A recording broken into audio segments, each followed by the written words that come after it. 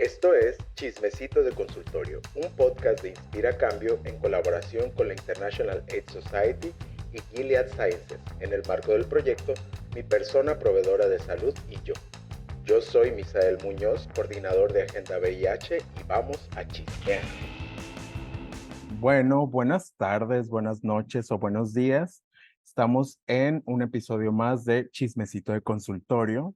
Yo soy Misael Muñoz y este es un podcast hecho por Inspira Cambio para el proyecto Mi Persona Proveedora de Salud y Yo en colaboración con la IAS y Gilead Sciences.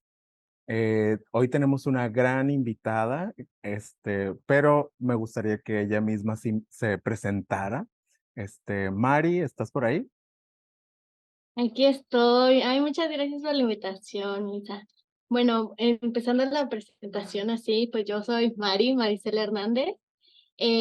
Actualmente soy responsable de vinculación con el sector privado del Consejo para Prevenir y Eliminar la Discriminación de la Ciudad de México, COPRED. Y pues nada, trabajo temas sobre igualdad y no discriminación, sobre todo en entornos laborales, empresariales y establecimientos mercantiles. Muy bien, gracias, Mari. Para mí era bien importante tenerte aquí. Déjame decirte que tú eres la madrina, tú eres la primera invitada. ¡Qué emoción! Y era muy importante tenerte aquí porque creo que para hablar, bueno, el proyecto de Mi Persona Proveedora de Salud justo premia a las personas que en el ejercicio de proveer salud, ahora sí, este, pues lo hacen sin estigmas, sin discriminación y así. Pero para mí era muy importante partir de qué es la discriminación, ¿no? O sea, creo que son conceptos que todas las personas creemos que tenemos de cajón, sin embargo, hay que tener un consenso de qué es para ver cómo opera en nuestra sociedad y cómo podemos enfrentarla, ¿no? A ver, para abrir, yo voy a leer la definición, así, el primer parrafito de la definición de discriminación en Wikipedia, porque aquí Okay. no nos cae bien la RAE. Y en Wikipedia dice que en comportamiento social la discriminación es el trato desigual hacia una persona o colectividad por motivos raciales, religiosos, físicos, políticos, de sexo, edad, condición física, mental, orientación sexual, etcétera. ¿Tú qué opinas? ¿Tú qué nos puedes decir, Mari, como experta en discriminación?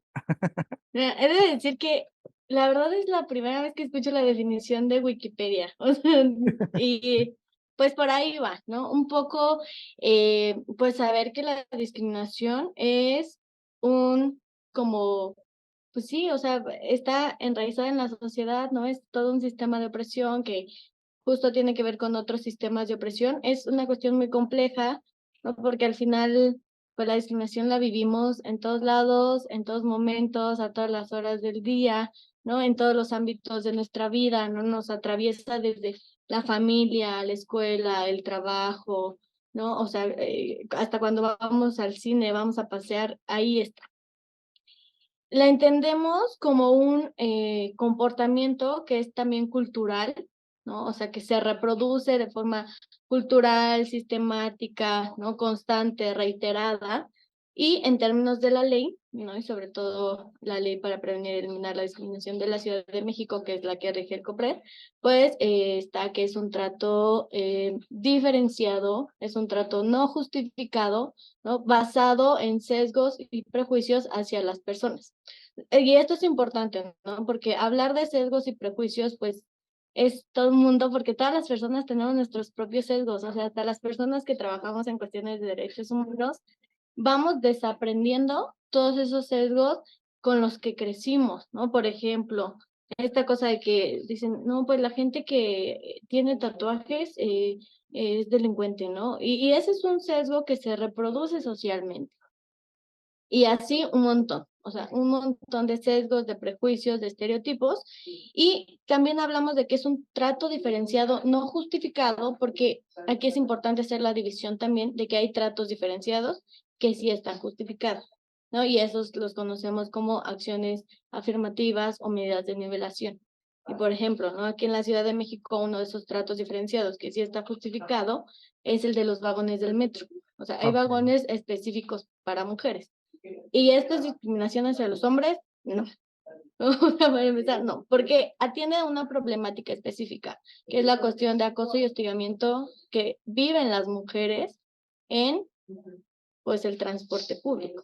Entonces, estas acciones, que sí son tratos diferenciados, que sí se pueden justificar, pues tienen la finalidad de como ir poco a poco resolviendo problemáticas sobre la discriminación, ¿no? Que también sabemos que es un tema complejo porque pues es culturalmente aprendida y también es extendida, ¿no? Que Claro, todas las personas, pues ahí tenemos, pues sí, nuestros propios prejuicios respecto a grupos específicos, ¿no? Y que también este trato desigual, no justificado, se hace hacia lo que conocemos en la ley como grupos de atención prioritaria o grupos que históricamente se han encontrado en posición de vulnerabilidad hacia la violación de sus derechos. Eso es ok. básicamente. Entonces, retomando esto que dices de las acciones afirmativas y la discriminación, por ejemplo, en el ejercicio de la salud, creo que ahí puede haber no delgadas líneas que se pueden cruzar, pero justo yo por poner un ejemplo, este, en la cuestión del VIH, pues sí hay muchas discriminaciones de personas que a lo mejor no quieren tocar a sus pacientes o cosas así que eso es una discriminación, pero por ejemplo, pienso mucho en una medida durante la pandemia, bueno, durante el encierro del COVID, que nos daban 3 meses de medicamento para que no estuviéramos arriesgándonos a ir al hospital cada mes. Entonces, ahí hay una diferencia, ¿no? O sea, hay una acción afirmativa a favor de la población o hay una acción discriminatoria injustificada, ¿no? Qué interesante eso, esa separación. La verdad es que, como te digo, son cosas con las que convivimos diario y no, como que no las racionalizamos. O sea, corrígeme si me equivoco, por ejemplo, las rampas en las calles podrían ser acciones afirmativas, ¿no? Porque responden a una problemática de las personas con movilidad diversa. Sí, justo, pues cada como este tipo de acciones específicas pues tienen como su propio nombre, ¿no? Encaminada hacia lo que se tiene que hacer, ¿no? O sea, tenemos las acciones afirmativas, tenemos acciones de nivelación, tenemos, pero Mm, que justamente lo que buscan es como quitar estas brechas existentes entre los grupos que históricamente han sido oprimidos y los grupos que no, ¿no? Por ejemplo, la construcción de nuestra ciudad, de nuestra sociedad, está hecha básicamente para personas que no viven con una discapacidad motriz, ¿no? Entonces, como, a ver, espérense, hay personas que viven, hay personas que son usuarias de sillas de ruedas, entonces, ¿cómo le hacemos para que la ciudad, para que los espacios sean más accesibles? Entonces ponemos rampas, ¿no? Y que también estas pues, son acciones de accesibilidad específicamente en cuestiones de infraestructura, pero wow. para eso funcionan. Bueno, y partiendo de ahí, o sea, hablando de que hay como estos grupos vulnerados y que más o menos se entiende la discriminación como este fenómeno cultural, ¿cómo puede reconocerse una persona como una persona discriminada? ¿No? Porque creo que eso es un tema muy importante, porque muchas veces, siendo algo que está como tan culturalmente arraigado en la sociedad, pues es algo que normalizamos y decimos como, ah, este trato que recibo está bien porque así tiene que ser, pero en realidad pues no es así. Entonces, tú como experta o sea, no, o sea, me refiero a experta en tratar con casos de discriminación directamente, ¿qué, digamos, aspectos tendrías que tomar en cuenta o tendrían las personas que tomar en cuenta para reconocerse discriminadas? Sí, fíjate que, o sea, es muy complicado, o sea, porque es un entramado muy complejo, como de todos estos sistemas de opresión que se conjuntan, ¿no? O sea, por ejemplo, em, pues tenemos como sistema el capacitismo, el racismo, la heteronorma, ¿no? Entonces, todas se juntan con todo, ¿no? Y está complejo porque normalizamos un montón de cosas, ¿no? Y por ejemplo, aquí en el país pues pasa mucho como, no, pues nada más es un chiste, nosotros nos llevamos así, ¿no? Y comenzamos a normalizar conductas discriminatorias y violentas. Entonces, la verdad es que es muy complicado que una persona puede decir, híjole, creo que me están discriminando porque hemos, justo como lo mencionas, normalizado un montón de cosas.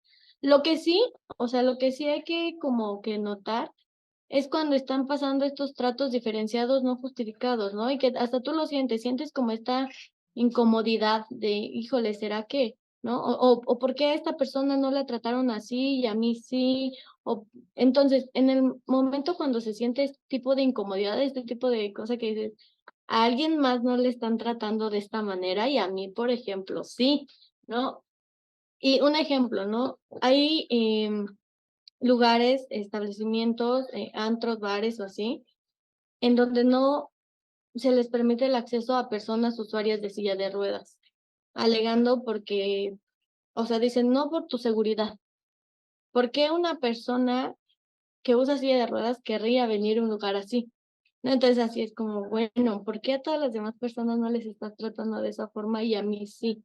¿No? O otro ejemplo, cuando tú sientes ese trato diferenciado por tus características específicas, ¿no? Es como, pues, no le está pasando lo mismo, por ejemplo, a un hombre blanco, ¿no? O a un hombre cis heterosexual de lo que me está pasando a mí, ¿no? O, por ejemplo, en cuestiones laborales, esto de la brecha salarial por el simple hecho de ser mujer se te paga menos. Entonces, creo que esa es la forma de ir identificando poco a poco, ¿no? Cuando tú sientes esa incomodidad, cuando te detienes a pensar, ¿esto se lo harían a alguien que no tenga estas características específicas? ¿No? O sea, ¿esto le pasaría a una persona no morena, ¿no? O una persona blanca, o una persona de fenotipo europeo, o una persona que no vive con una discapacidad, le harían lo mismo. Entonces ahí es cuando podemos como detectar estos foquitos rojos, ¿no? De, en este momento estoy sintiendo este tipo de discriminación, ¿no? O por ejemplo, que te quieran prohibir la entrada a algún lugar por la forma en la que estás vestido, es como, a ver, alguien que viene de traje le están haciendo lo mismo. Entonces, creo que eso es importante para poder identificar específicamente cuando nos encontramos en una situación de discriminación. Y ahí también, pues, está como aún más complicado, ¿no? Porque sabemos que hay muchas situaciones injustas y hay muchas situaciones violentas, pero no todas estas son discriminación. La Wow. discriminación tiene que verse con un trato diferenciado, no justificado, basado en prejuicios y estereotipos hacia las personas, ¿no? Y pueden haber acciones violentas, que alguien violente a alguien y violente así sea una persona de un grupo de atención prioritaria o no. Entonces, eso es como lo que hay que definir específicamente, si es por mis características, por las características inherentes, y si es porque me encuentro o soy parte de un grupo que ha sido históricamente discriminado, pues ahí sí, hay que Claro. poner como el foquito. Interesante ese matiz que propones, ¿no? Porque hay veces que pues simplemente la violencia puede ser para cualquier persona, ¿no? O sea, a fin de cuentas sí hay grupos vulnerables a la discriminación, pero pues todas las personas podemos ser susceptibles u objetos de situaciones violentas, ¿no? En algún punto. Justo a lo que mencionabas, a mí me recuerda, siento que estoy teniendo así como recuerdos de guerra de los años del COVID. Recuerdo mucho el desabasto de medicamentos y cómo ciertos activistas en materia de VIH lo denunciaban como discriminación. Y en un ejemplo como muy burdo, mi papá vive con una enfermedad cardiovascular desde mucho tiempo y toma varios medicamentos, pues para controlar la presión, para el estrés y todo esto. Y yo cuando le dije, papá, es que hay desabasto de medicamentos, y me dice, no, para mí no.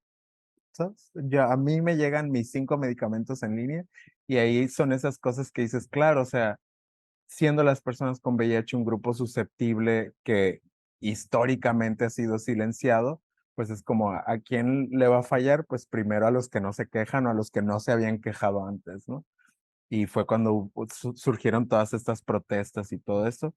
Y son ese tipo de cosas. Ahorita al principio tú mencionabas que la discriminación también es puede manifestarse como una violencia estructural, ¿no? Y eso siento que en la cuestión de la salud, pues es muy presente, ¿no? Como las prácticas estructurales de los prejuicios se van heredando de práctica, de práctica en práctica, en práctica, en práctica, y no se corrigen hasta que alguien llega, va a comprar y pone una denuncia. Que para las personas que nos escuchan o que nos van a escuchar, Mari y yo hemos trabajado juntos así. A mí me llega alguien de que, oye, me pasó esto. Y le digo, a ver, Mari, ayúdame. Este, porque justo Mari tiene de respaldo esta estructura que es COPRED, que ayuda como a conciliar estos casos de discriminación. Bueno, qué interesante. Entonces, ya uno reconociéndose como, o una reconociéndose como una persona discriminada, ¿qué sientes o sea, obviamente en el ejercicio de la salud, pues te afecta en tu acceso a la salud, ¿no? O sea, si te discrimina un doctor, pues no vas a querer volver, vas a perder confianza y eso va a afectar, obviamente, pues cualquier tratamiento que estés tomando, ¿no? Pero a gran escala, ¿cómo afecta la discriminación a nivel personal? Ahora sí que a las personas.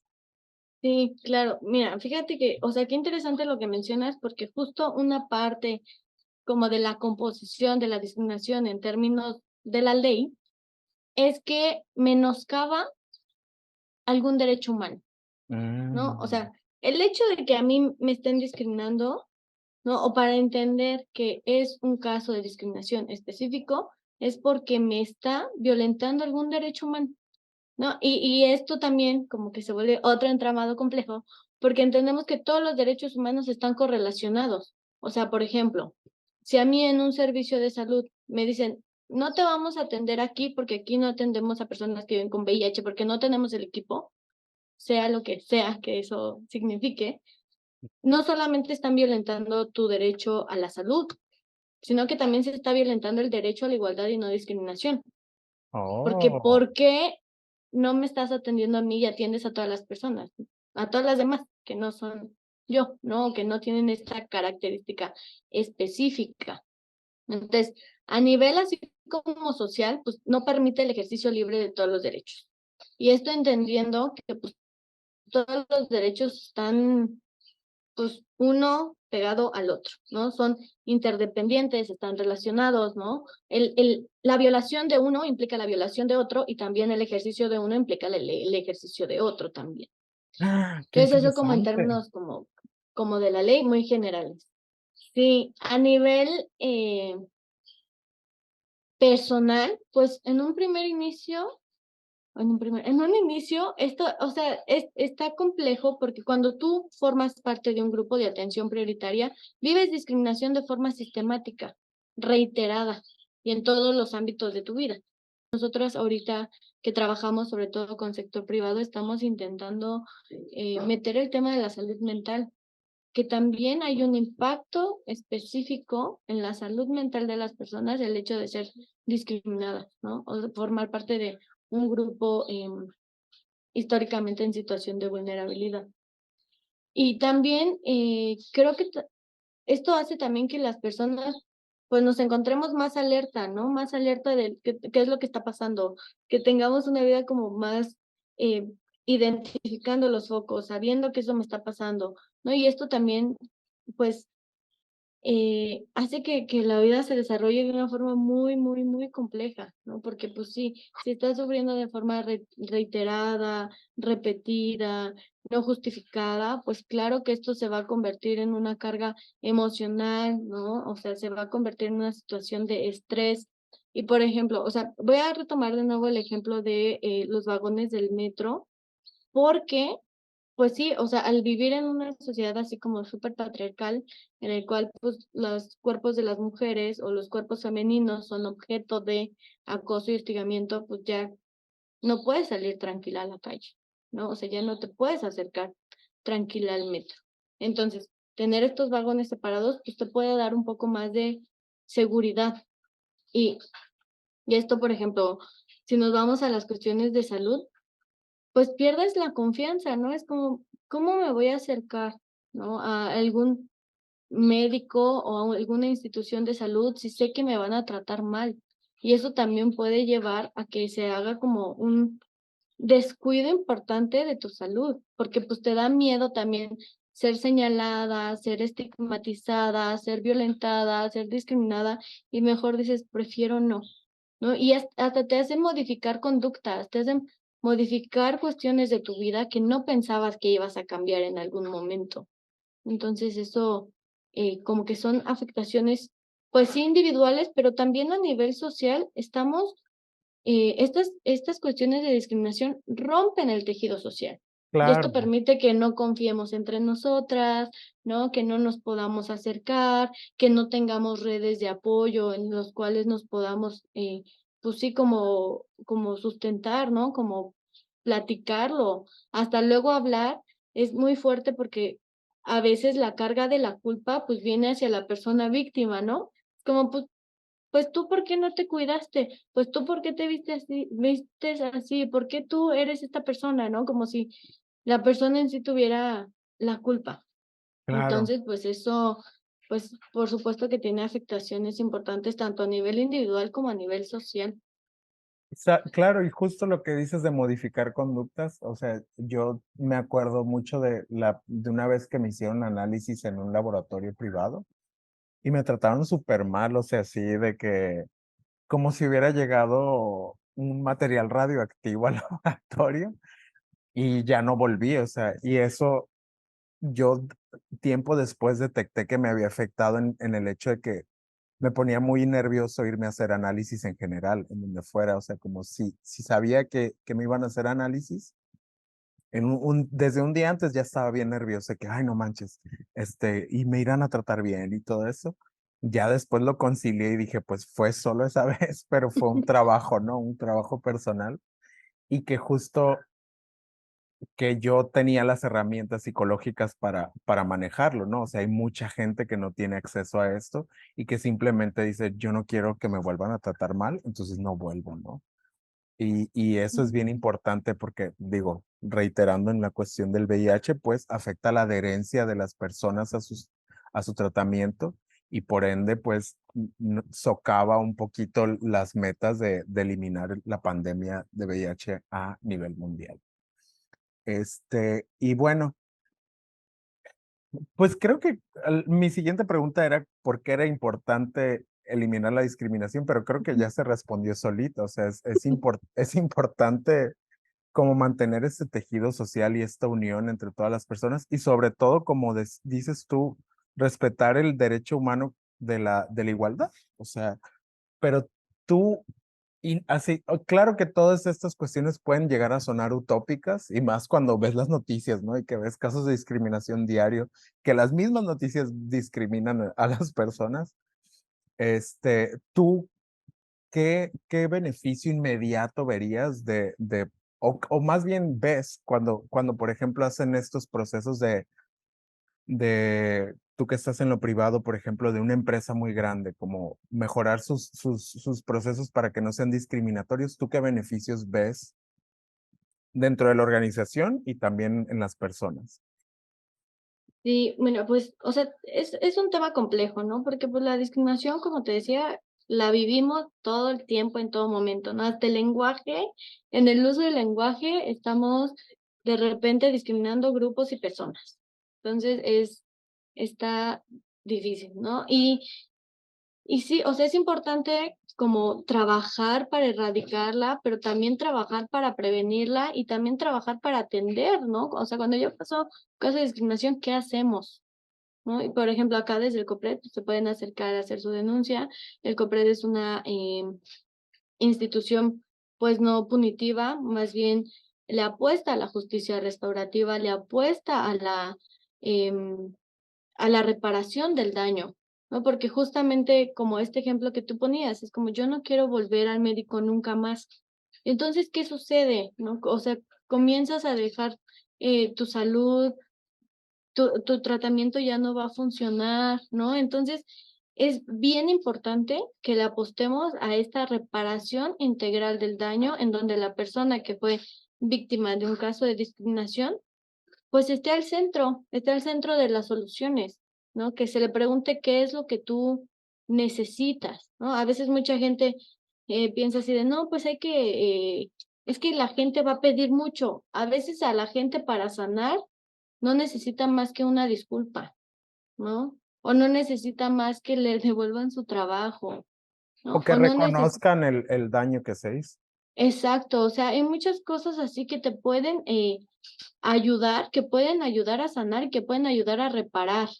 Entonces, eso es como fundamental. Y uno de, o sea, beneficios que se ven, sobre todo en cuestiones de inclusión, igualdad y no discriminación, pues tienen que ver con esto de, pues que la gente se siente más segura, que la gente se siente más, pues sí, más libre de ser las personas que son, ¿no? Cuando son tratadas con dignidad y con respeto. Y cuando no se violan sus derechos humanos, cuando no son discriminadas, las personas se sienten más seguras. Y por ejemplo, a nivel empresarial, laboral, pues esto hace que las empresas tengan mayor retención de talento, que tengan talento más diverso, ¿no? Que tengan mejores hasta campañas publicitarias, porque hay personas que las están revisando. Entonces, se retiene más talento, se tiene a la gente más contenta y a nivel de las personas, estar en un ambiente en el que se sienten seguras y libres para ser las personas que son, realmente les permite un mayor desarrollo. Y este mayor desarrollo pues también tiene que ver con una mayor cohesión social, con una construcción mejor de un tejido social, ¿no? Entonces, tratarnos con dignidad y sin discriminación, pues permite también construir sociedades más igualitarias en las que entendemos que la diversidad está ahí. Todas las personas somos diversas, o sea, ninguna es igual que la otra. Pero lo que sí es importante es que nuestros derechos sean tratados con igualdad y con dignidad y sean respetados. Entonces, esto, y también apostarle a la denuncia, ¿no? O sea, aquí en el COPRED para nosotros nos parece fundamental que la gente se acerque a denunciar, porque eso también permite que podamos entender cómo se vive la discriminación y cómo podemos crear acciones específicas de atención y de prevención. Wow. Pues sí, y traduciéndolo al ámbito del VIH, como es que todo es muy fácil de traducir, ¿no? A diferentes ámbitos, pues aseguraría una mayor adherencia a las personas, mayor retención de pacientes, etcétera, etcétera. Y bueno, Sí, sin duda. creo que con esto estaríamos cerrando, porque tú y yo creo que nos podemos quedar horas y horas y horas y horas Sí, platicando. Para las personas que nos escuchan, Mari trabaja en COPRED. Yo aquí en la caja de descripción vamos a dejar los contactos de COPRED, que es su teléfono, su página de internet y un correo electrónico, ¿verdad? sí, Para que sí, ustedes sí, sí. puedan aplicar a su denuncia. Mari, no sé si tengas algo que agregar en estos últimos minutos que nos quedan.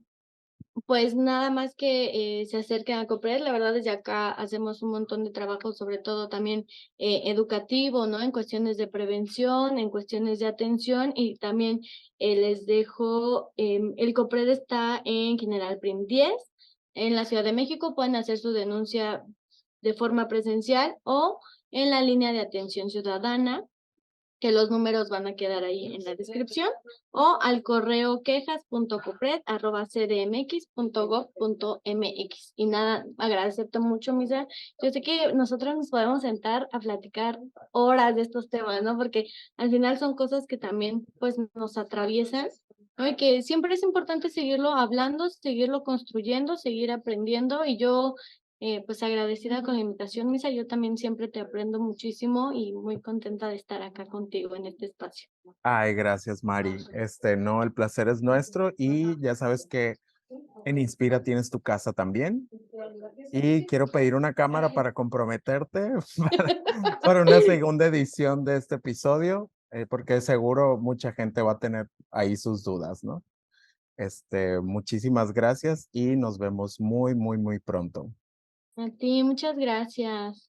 Bye. Para conocer más sobre el proyecto de mi persona proveedora de salud y yo o los servicios que ofrecemos en Inspira Cambio, ponte en contacto con nosotros en las redes que estarán en la descripción de este podcast. Besos.